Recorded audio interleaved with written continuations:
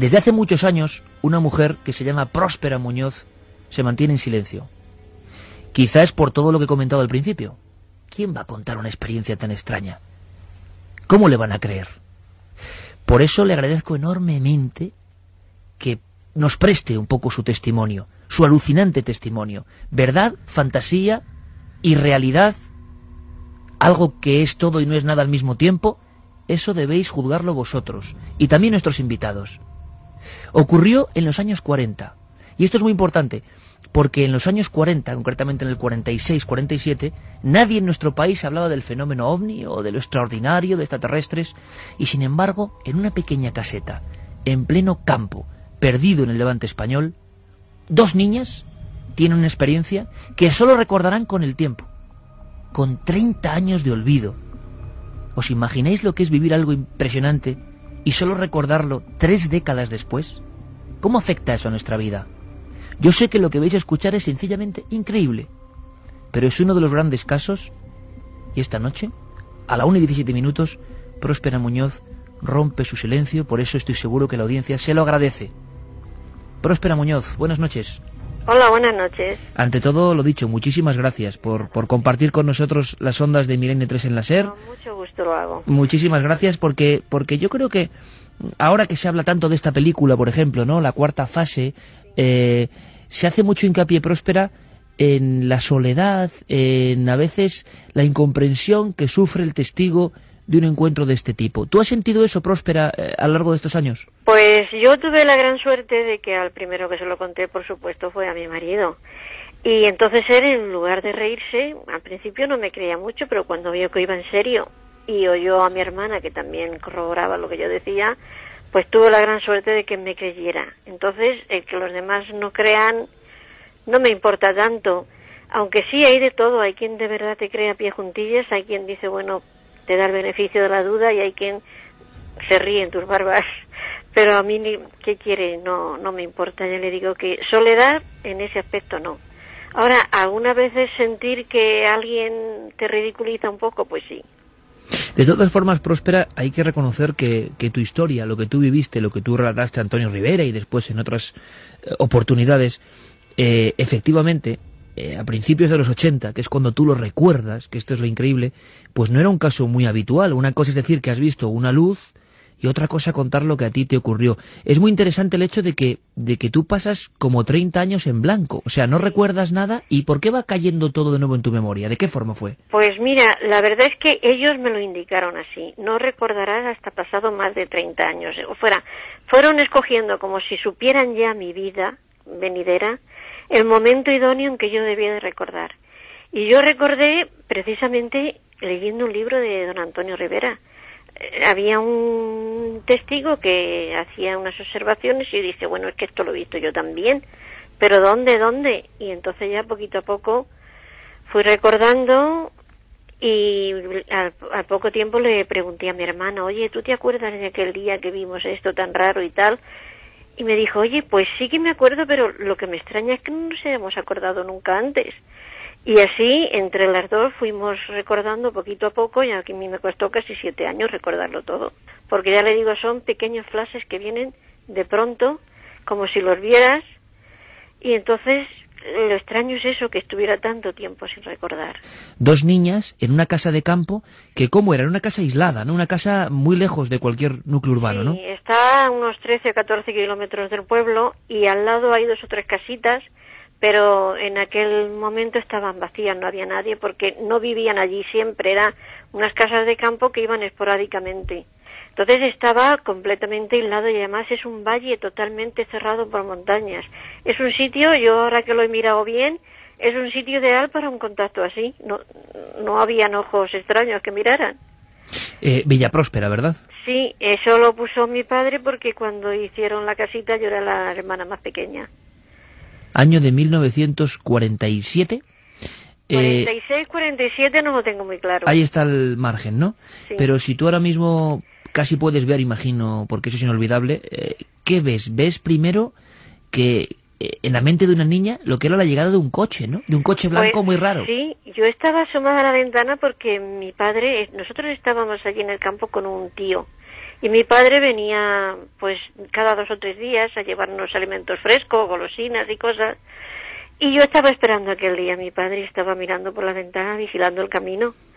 Pero vi llegar un coche que me pareció muy extraño. Entonces llamé a mi hermana y asomadas a la ventana las dos vimos, pues eso, un coche, pero muy raro porque era redondo, con un ala circular y que además bajaron 2 personas muy extrañas. Y ese coche además no venía por la carretera, precisamente. No venía por el camino, venía entre las viñas y además no se apoyaba en el suelo, venía volando.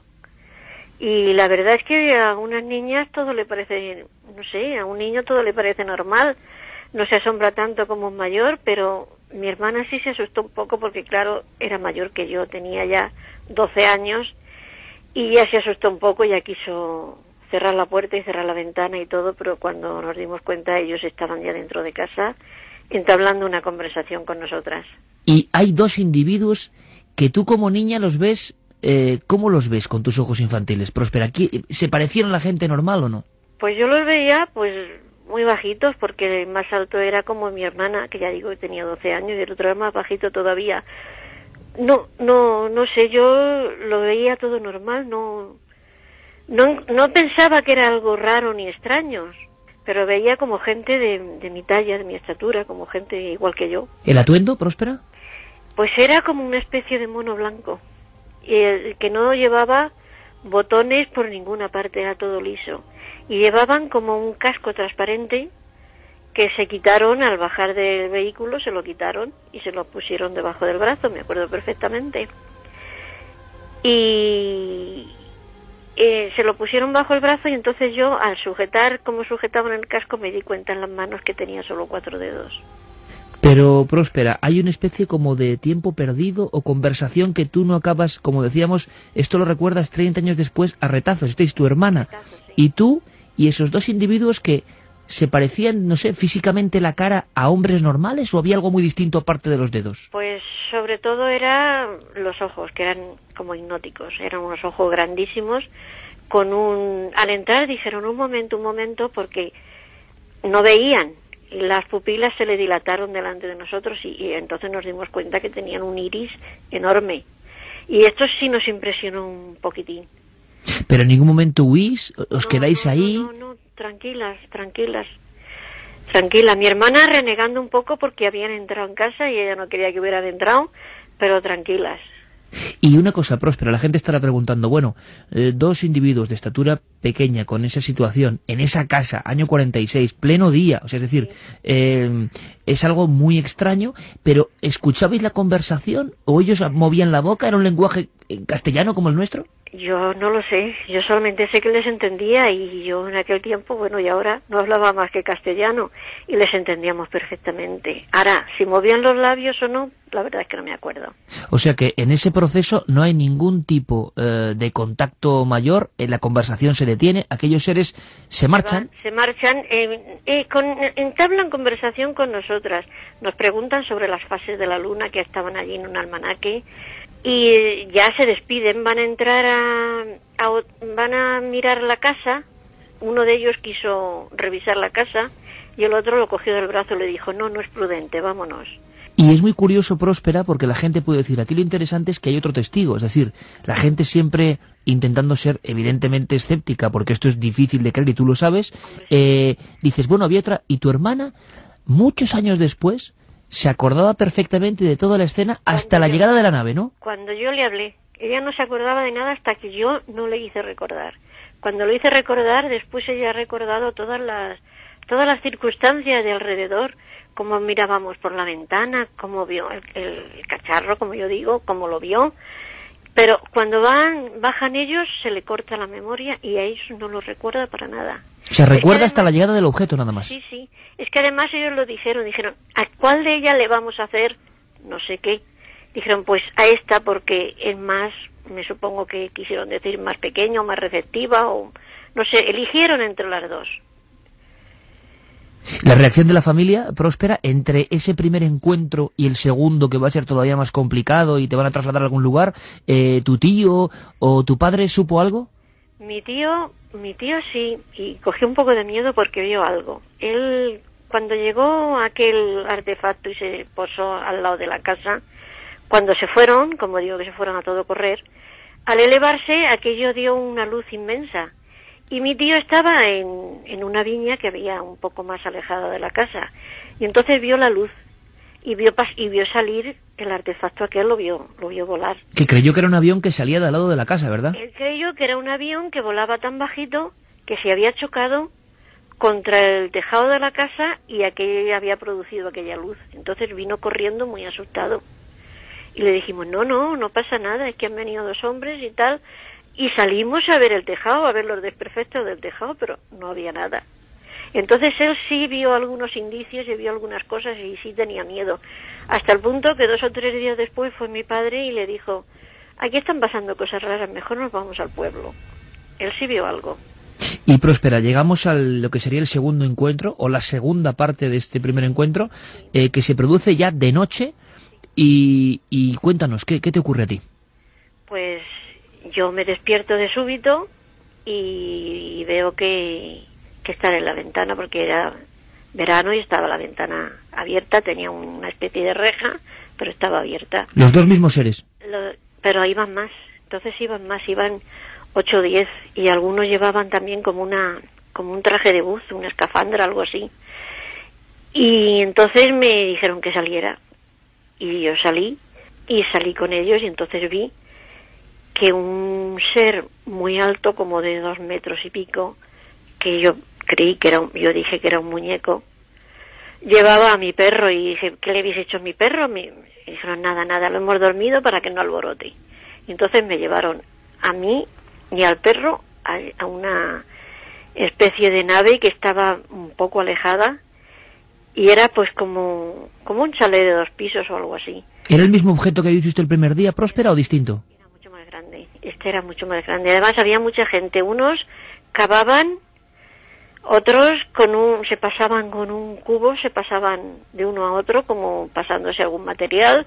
Incluso uno de ellos llevaba, uno de aquellos altos que yo dije que era un muñeco, llevaba una olivera al hombro arrastrándola, la llevaba hacia la nave, y esa olivera otro día vimos el agujero, o sea que otro día no estaba la olivera. ¿Qué recuerdas del examen, de esos flashes que te han ido veniendo con el tiempo? ¿Qué te hicieron? ¿Un examen médico? ¿De qué tipo? ¿Sentiste dolor? ¿Qué artilugios eran? Dolor ninguno, solo sentí como me raspaban la piel, cogían algo de cabello, y se fijaron mucho en los órganos genitales. O sea, dijeron que tenía... Porque yo, a ver cómo explico esto, después de irse ellos aquel día que vinieron por la mañana, nosotras tuvimos, mi hermana, yo y mi tío, un cólico espantoso, una diarrea. ¿Los 3? Las 3.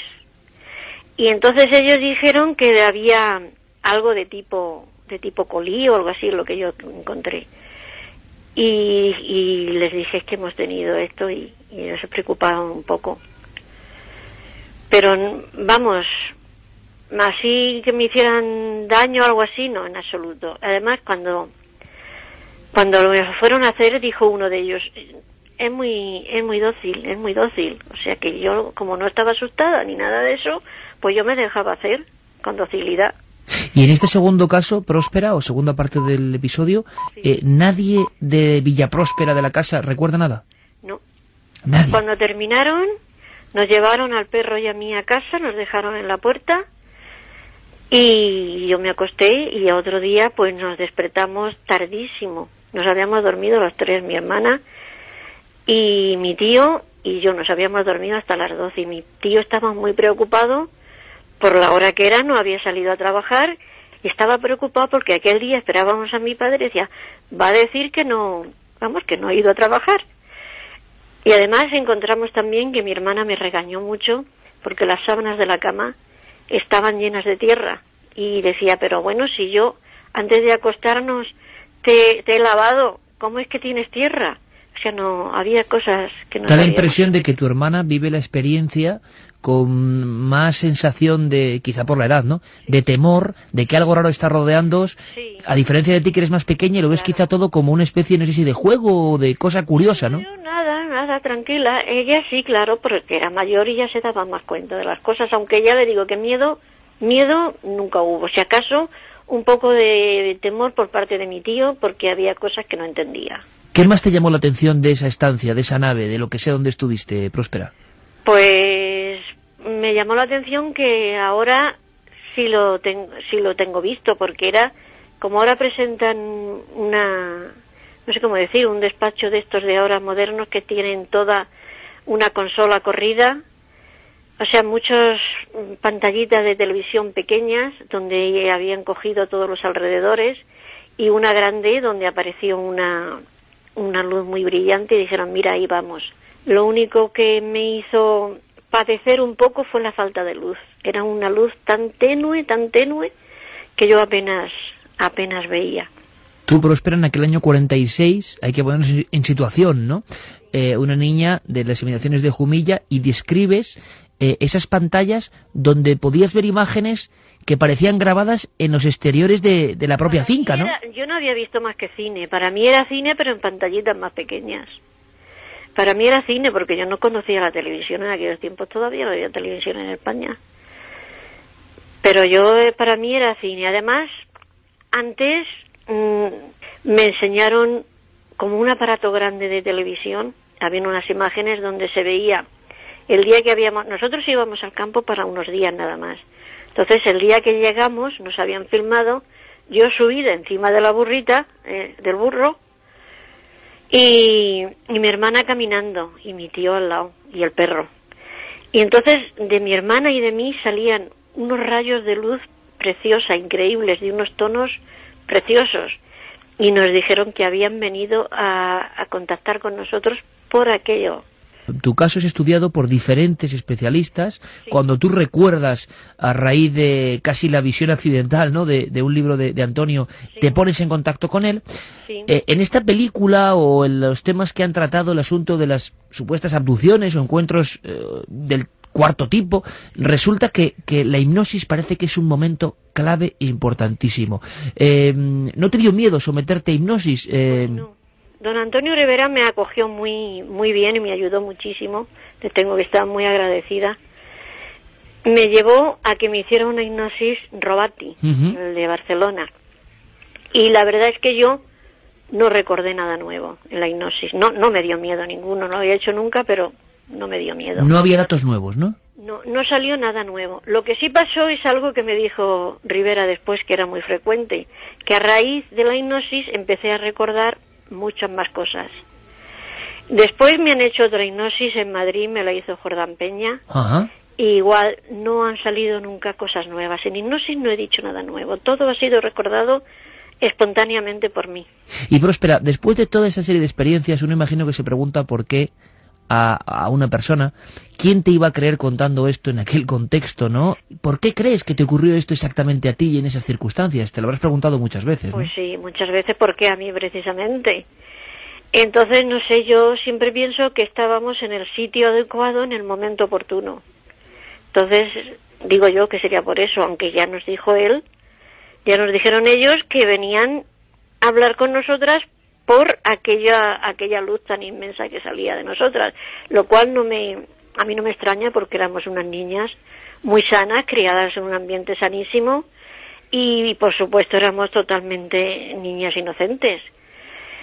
Pero me he preguntado eso, que por qué a nosotras, y la verdad es que no tengo explicación. Y imagino que al principio con tu tío, con tu padre, con la familia, ante un hecho tan raro, investigasteis, y lo curioso de esta historia es que sí que había algunos detalles físicos, ¿no? Lo que decías tú, trozos de terreno arrancados y hasta una huella, si no me equivoco, quemada. Sí, allí donde había el coche aquel de por la mañana que había estado posado, había allí como unos rastros de ceniza.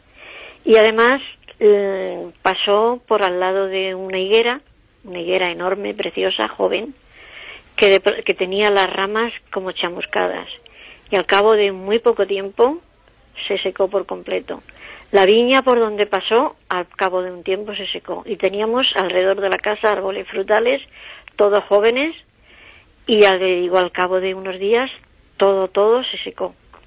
Además, cuando quisieron ellos, como uno de ellos le he dicho antes que quiso mirar toda la casa, quiso entrar a la habitación aquella donde estaba la ventana por la que la habíamos visto. Allí guardábamos nosotros en una estantería pues todos los alimentos, y a los 2 días aquello se pudrió todo.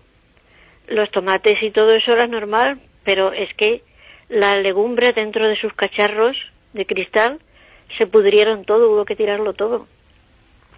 Pero espera, ¿es fácil, digamos, vivir con esta incógnita tan grande sobre por qué pasó lo que pasó, qué puede ocurrir y por qué este acontecimiento? Pues yo pasé bastante tiempo, bastante preocupada, no sé, inquieta y tal, hasta que ya decidí dejarlo. Y a causa de aquel estrés yo tuve que ser ingresada. Me encontré mal y tuve que ser ingresada. Entonces ya mi marido dijo, se ha acabado. Aquí ya no hablamos de esto más. Entonces yo ya me planteé el hecho de, bueno, dejar esto a un lado y seguir mi vida y tomar interés por otros aspectos de la vida, ¿no? Uh-huh. Además que soy mayor, ya tengo 70 años y ya no estoy para ir de un lado para otro.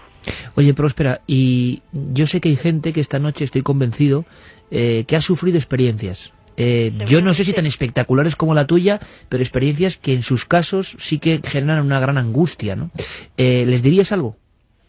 Pues nada, que vivan su vida, que eso, que se lo dejen un poco aparte, o sea, no lo pueden borrar porque lo tienen ahí, pero que se interesen por otros aspectos de la vida. Y entonces centrar la vida en otras cosas y dejarlo esto un poco al margen y decir, bueno, ahí está, no lo puedo borrar, pero tampoco me voy a angustiar. No obsesionarse, ¿no? No obsesionarse, sobre todo no obsesionarse con los temas.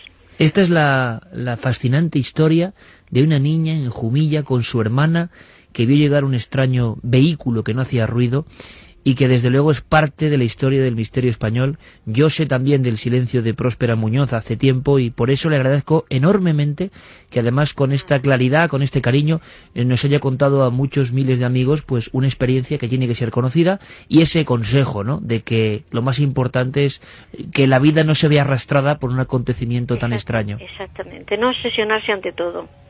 Próspera Muñoz, ha sido un auténtico placer, un fortísimo abrazo. Igualmente. Gracias, Un abrazo. de verdad, gracias. Hasta luego, adiós.